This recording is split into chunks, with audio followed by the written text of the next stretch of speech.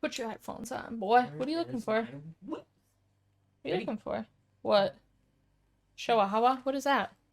Let's play. Let's play. Welcome back. Breaking and entering. Um.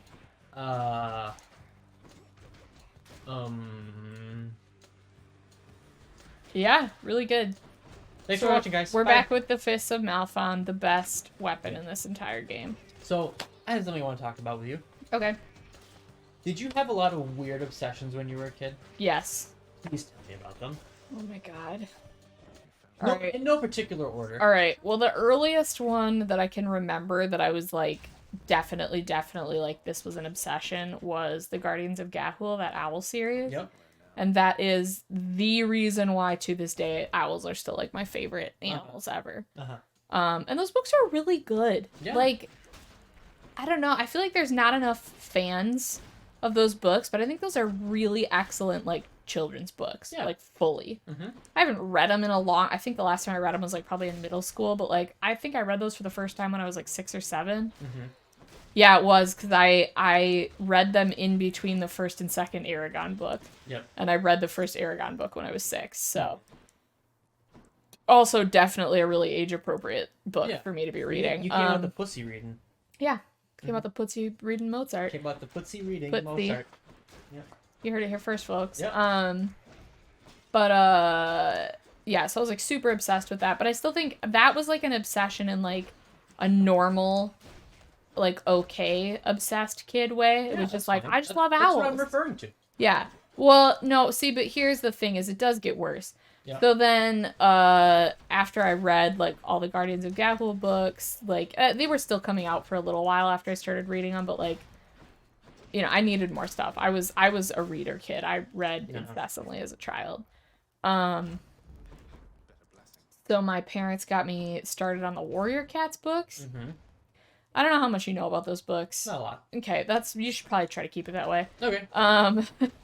But I got obsessed with those to the point where, like, I was always drawing cats, always, like, reading stuff about like, Warrior Cat stuff, and also playing Warrior Cats with my friends on the playground, which you're like, that's fun, that's fine, except that no one else in my entire school read Warrior Cats. Yep. It was just me. Just you telling everybody the rules? It was just me telling everybody the rules and then being, like, freakishly obsessed with it.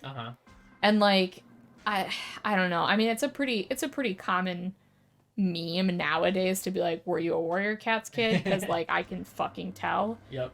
It's kind of like being a horse girl, except much worse. Yep. And, my dash has less range. Yeah, that's fine. So yeah, it was just like being a horse girl, but it was way where I was also a horse girl. I had showed horses when I was a kid. But yeah, I was like the worst Warrior Cats obsessed child. Yeah. And it was very cringy, and everyone that knew me back then still makes fun of me for it to this day. Because I was just like fully obsessed with it, and was like, we would literally just play like Warrior Cats roleplay fan fiction at recess every day for like literal years. So yeah, that was definitely, yeah. Other than that, like, I think everything else was just like normal cringy like, you know, you're like, I'm a Potterhead, which bleh. And then, like, I don't know, like the same thing where you'd be like, I don't know, I'm trying to think of other stuff that I was like, oh, like Sherlock, I was obsessed with that crap. Just like the normal cringy stuff for people our age, I guess. But I know a little bit about the stuff that you were obsessed with in high school, but not a ton. Well, tell me what you remember. Well, I know that you were to some extent obsessed with like South Park, Family Guy, like that kind of situation. Not necessarily. Not high really. School. Okay. That was more just like, oh, it's naughty for me to be watching the swearing cartoon at night. Oh, okay. So I was really into it. I just that was my bad then. I got that vibe. I still liked it. It was one of my favorite shows in high school because it was, again, the funny swearing cartoon, you know? Oh, I wasted that. I should have aimed that better. I'm trying to think. Shoot, what else were you... I mean, I guess I feel like I know more, like, general stuff. Like... Well, a lot of it's stuff that I'm still, like, into. Yeah. Like, I'm really... That's one of my obsessions right now, and it will always be an obsession to me, is the Green Bay Packers. Oh, yeah. I love the Green Bay Packers. But that, I feel like, even that, too, like, that's a regional obsession, and that's, like, well accepted up here. Like, if we lived in another part of the country, I'm sure... Did you see how fast I beat you that did a level? really good job. Holy shit, dude. Let's see. But, again, yeah, if we lived in somewhere else in the United States, I would be obsessed with a different football team, but it just so happens that I'm really obsessed with the Packers because, I mean, in my memory, they have always been good. Mm-hmm. Then that never was really the case, and that's why my dad has a love-hate relationship with the Packers. Because in the 80s, when he was still a young lad, they were terrible. But then Brett Favre came along, who, unfortunately, is not a very fondly looked upon human being at this moment in time. What did he do now? Well, he... basically, he stole a bunch of money from people on welfare. What? It's a long story, but there was a lot of public funds that were supposed to go to people on welfare that went towards his daughter's college or something. How did I not know this? But yeah, and then there was also right after Brett Favre was Aaron Rodgers, who is also a pretty controversial figure at this point in time. But not for bad reasons, just it's just like he's a shitty person. Like he's got a bad attitude. Yeah, in that way. Let's see, what else? Oh, I remember this. I brought this up because I saw something on Reddit where it was like, were you a kid that was obsessed with Egyptian history, or are you straight? So I might be gay and I don't even know it. You are gay and you don't even know it. Exactly, because I was really into Egyptian history. Well, I was oh my god. Okay, so talking about names. So I remember when I was younger, like in high school, thinking like it's a good thing I wasn't born a boy because I would have just been so gay. Yep. And like constantly thinking about like in high school, like, oh, like man, sometimes I really wish I'd been born a boy. I just feel like my life would be like so much more fun and different and cool and better. Yeah. And like, but yeah, especially the thing, like, I don't know what made me think about that the other day, but I was like, I remember specifically thinking in high school, like, it's a good thing I wasn't born a boy because I'd be gay. Like, didn't in my brain at all think, like, no, if you were a boy, you'd just be attracted to women. It was just immediately, like, before I really had any actual understanding of, like, what it meant to be, like, gay or queer, was just like, well, if I was a boy, I would be gay. Like, yeah. And so then, like, as I got much older, I was like, oh, that should have tipped me off a little bit to something when I was younger, but oh well. We got there in the end. It all worked out in the end.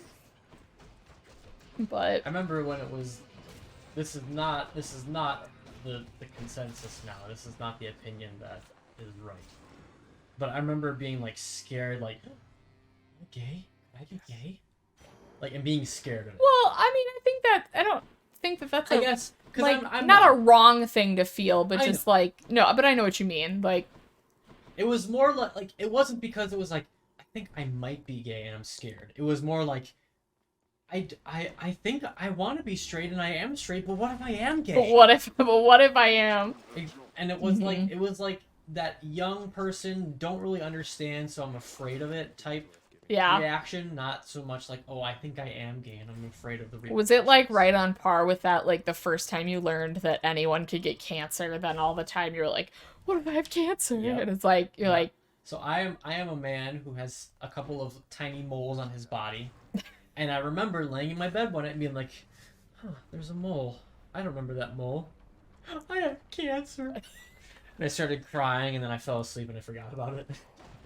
There was another... Oh, my God. You know what? There was another time, since we're talking about both cancer and the fear of being gay. Yeah. I remember one time when I think I was in high school, yeah. Like, learning what a mastectomy was and like about breast cancer and stuff. For everybody else that doesn't know what a mastectomy is, what is it? It's when you get your breasts and all your breast tissue removed, like your mammary glands and everything. Because it's a treatment for breast cancer. Sure. It's a treatment for breast cancer. But I learned about like what a double mastectomy was for the first time. Yep. And I remember as a kid thinking, like, well, not as a kid, I was like 16 or 17. And then, like, realizing later, like, well, that was really fucked up of me to think that, but then also realizing, like, oh, I understand. But I remember, again, like, when I was 16 or 17, thinking, like, maybe someday I'll just get breast cancer, and then I'll get a double mastectomy. And, like, just being like, yeah. That's what you want. Like, that's fine. That's what I want. And then, again, it was one of those moments where I was, like, much later on in my life, I was like, Oh, I love her character design. I'm sorry to interrupt you. No, don't ever interrupt. Or don't ever feel bad for interrupting. I love Eurydice. She is so beautiful, and her design is amazing, and I love her. I love all the people you get to visit. We haven't seen the guy in Elysium yet, and I think you're going to like that one as well very much. Okay. You'll know that one the best, too, I think. Okay. But yeah, just all the little early clues of my life that should have maybe been like, hey, do you wanna think about this for a little bit? You wanna think about your gender and sexual identity for a little bit and be like, no, no, I'm good. But it was just funny. It's funny looking back and like remembering the things that I thought at the time and being like, oh, that probably meant something, huh? But again, dumb children. We here on Breaking and Entering are very, very not forgiving when it comes to dumb children, because they are. Including ourselves. Yeah. Yeah, that's my story. What else were you obsessed with? Well, I was obsessed with horses, right? Because I was a horse kid, and I did horse shows. And I have a bunch of... Well, have you seen them? Because I don't know that you've actually, I've never met them. Not my horses, but my trophies. Oh. I think only... No, none of the horses that I showed are still alive, but the son of one of the horses that I showed, is still in the family. But yeah, the horses that I showed at this point are long gone. Okay. I guess I don't really know how long horses live. They usually live, around. It's usually like between like 20 to 30 years. Okay. I think the last horse that I showed who died like early 2020, I want to say he was like 27 or 28, I think. He might have been a little older than that, but yeah, he was somewhere in that neighborhood. But yeah, they live for a pretty long time. Well, and here's the thing. As somebody who doesn't really have normal access to horses on a daily basis, every time I have seen a horse in person, it's like, wow, this is the coolest animal I've ever encountered. So I can understand why people are super obsessed with horses and why you were as a child, because we saw some horses or came face to face with some horses like within the last 6 months or so. Further back than that, maybe 9 months. It was during the summer, which is. Are you talking about at Ren Fair? No. At the 4th of July thing that we went to. Oh, yeah. When we went and saw Nick's family's horses. Our friend's horses. Family's horses. And it was like, this is the coolest thing I've ever seen in my life. This is a giant thing of muscle that could kill me in 1 second, but it's just the sweetest little thing that's like nuzzling its nose into my hand, looking for treats. It's like a giant doggy that can kill. Yeah. And they're also, like, really smart but really dumb, and they are just such fun animals. Well, I have to take you up sometime to see our horse, which actually is really funny. I don't know if I've ever mentioned this, because our dog's name is Jack. The horse's name is also Jack. Oh, well, there you go. They're brothers, and they can see each other. Yep. Jack, the horse, would not like Jack, the dog. He is mean to dogs and kicked one of the farm dogs when he was a lot younger. Well, let's be honest. What other animals in our life do like Jack? Yeah, I was gonna say but you know, I don't know. My mom's dog hate Jack. They are my not dad's dogs. fans. One of my dad's dogs doesn't mind Jack. The other one is like, hey, I don't. You're in my house. One of your dad's dogs is like best friends with Jack. What are you talking about? She just kind of ignores him. Yeah, but they hang out. They still play. Yeah. They don't play with each other. They just both chase the ball. Oh, I thought they did play with each other. You said really. they did. She just kind of ignores him. Oh, well, that's depressing. I was thinking they were best friends. All right, well. I'm sure if they spent more time together, like, my dad lives like an hour and a half away from us. So, I'm sure if they spent more time together, they'd become better friends, but, I mean, he's only met her twice. Fair enough. And the adult dog is kind of an old curmudgeon now. He's like... He's just an old man, he's you know? 8 or 9, I think. Damn it. What have you done? Dying. No, it's warranted that no other living creatures like our dog. It's just sad because you're like, man, you deserve some friends. Mm-hmm.